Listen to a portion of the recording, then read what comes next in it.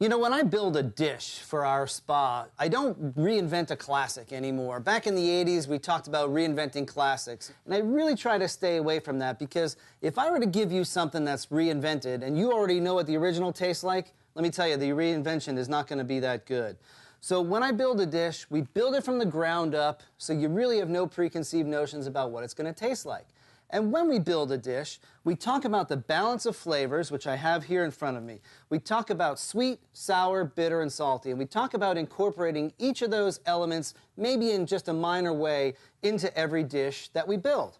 So when we do that, we can avoid adding a lot of fat, because fat, while it's flavor, it's also mouthfeel, and it kind of gives you that satiated flavor in your mouth. Well, I would argue that if I balance the food correctly using these elements, I don't need as much fat, and you're still going to be very satiated as well.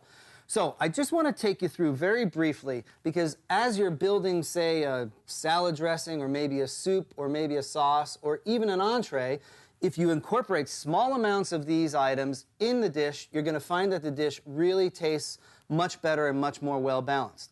When we talk about sweet, people immediately think, oh my gosh, do I have to add sugar to every one of my dishes? No, I'm specifically saying, let's say you're making, I don't know, a marinara sauce. Well, in a marinara sauce, if you follow classic Italian recipes, a lot of times you'll find a carrot in the marinara sauce. Why? Why would there be carrots in tomato sauce? Because it brings an element of natural sweet to the flavor of the sauce. Or if you're making a dressing, we have a beautiful mango vinaigrette that we make, okay? Mango has a very nice natural sweetness as well. So that's a great way.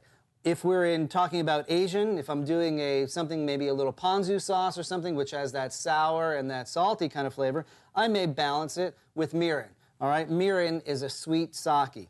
Of course, there is the option of balancing with just a pinch of evaporated cane juice, just a natural form of sugar, or maybe a little honey, or even a little bit of molasses. And molasses, it's funny because molasses actually ties into a category down here that we're going to talk about in a second, bitter. Moving on to sour. And sour is kind of interesting because sour can be in the form of course, what you see here. It could be lime, it could be lemon, it could be vinegar, but sour also kind of naturally enhances the sweet. And it's a yin and a yang thing. So if you've got a little sweet in there, you balance it with a little bit of sour. Or if you put a little sprinkle of lemon juice on something, you know how that is. You put it over a little fish, it brings out the flavor.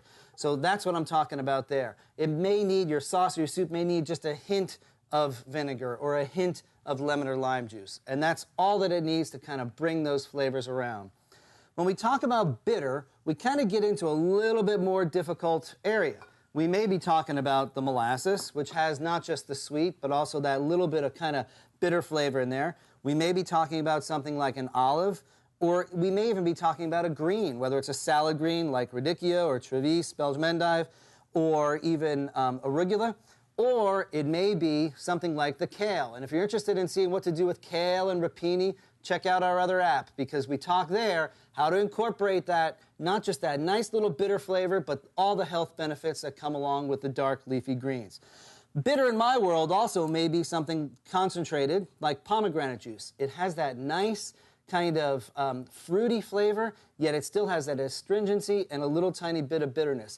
I do a little drizzle over lamb chops, and let me tell you, that is absolutely delicious. And when we talk about salty, people go, whoa, I don't want to add too much salt. And it's true, you don't want to add too much salt. You have to be very careful when you're adding things like soy sauce or you're adding things like sea salt.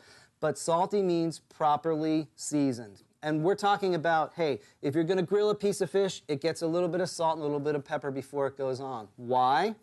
Because I don't have to add as much surface salt after. And when we talk about salt too, I really encourage you to use exclusively sea salt, because sea salt actually has other minerals in there that act on the tongue, opening up your perception of flavor that things like iodized salt and even kosher salt to some extent don't have. So it gives you the increase of flavor, like natural flavor enhancers. That's sea salt. And there's all different kinds of sea salt.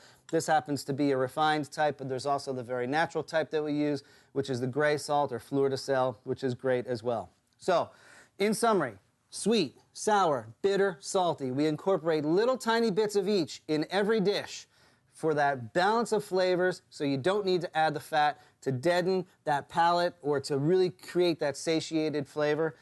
The balance of these flavors will do great for you. without adding the calories.